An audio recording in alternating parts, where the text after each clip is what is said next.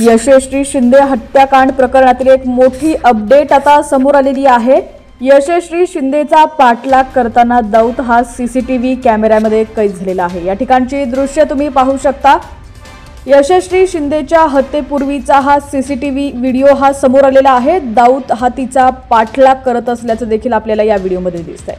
बातमी पूर्ण पाहूया त्याआधी तुम्ही HPN मराठी न्यूज चॅनल पहिल्यांदाच पाहत असाल आणि अजूनही चॅनलला सबस्क्राइब केलं नसेल तर नक्की सबस्क्राइब करा आणि बेल आयकॉनवर क्लिक करून नोटिफिकेशन्स मिळवा, जेणेकरून आमचे अपडेट्स लवकरात लवकर तुमच्यापर्यंत पोहोचतील।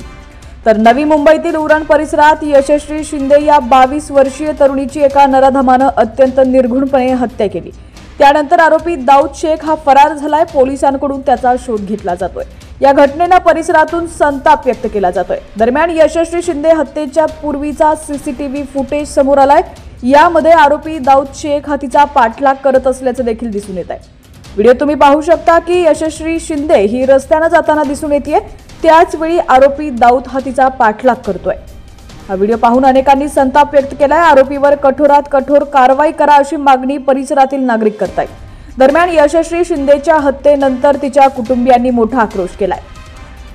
आरोपी दाऊद याच्यावर लवकरात लवकर कारवाई करा, तसंच हा खटला फास्ट ट्रॅक कोर्टात चालवून त्याला फाशी द्या अशी मागणी तिच्या कुटुंबियांनी केली आहे।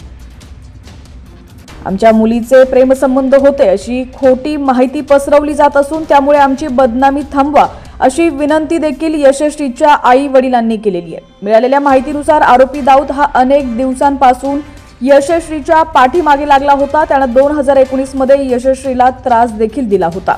तेव्हा पोलिसांनी त्याच्यावर पॉस्को कायद्याअंतर्गत गुन्हा दाखल केला। या प्रकरणी आरोपी दाऊदला जेलमध्ये देखील जावं लागलं होतं।